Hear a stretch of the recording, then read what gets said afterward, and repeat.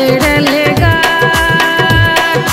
जेठ मास अमावस्या के दिन, जेठ मास अमावस्या के दिन पूजब बड़ा सात बढ़ के देखू चतरल गाछ।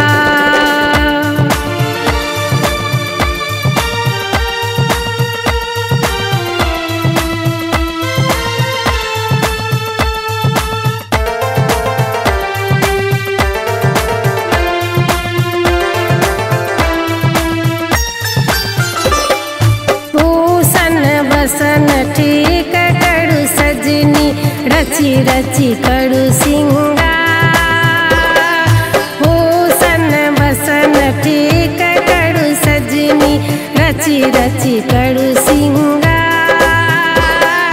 काजर रेख सिंदूर भेल सजनी, काजर रेख सिंदूर भेल सजनी, पैरत सुबोधि सयान बढ़ के देखू चतरल गाछ, बढ़ के देखू चतरल गाछ। जेठ मास अमावस्या के दिन पूजब बड़ा सात बढ़ के देखू चतरल गाछ।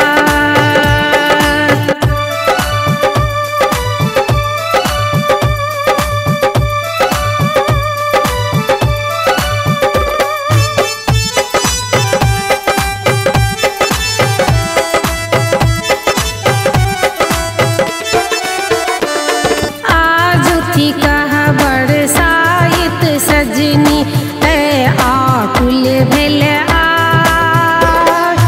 आजुथी कह बरसाइत सजनी, है आकुल भेल आर।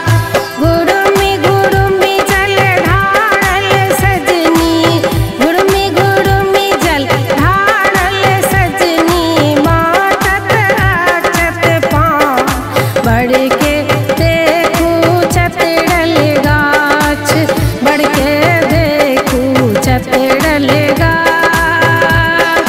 जेठ मास अमावस्या के दिन पूजब बड़ा सात बढ़ के देखू चतरल गाछ।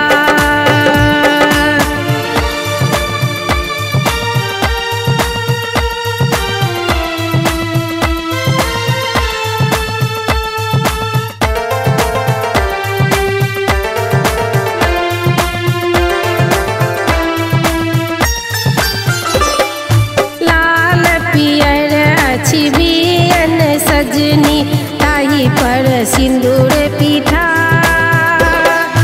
लाल पियर अछि बियन सजनी, ताही पर सिंदूर पीठा।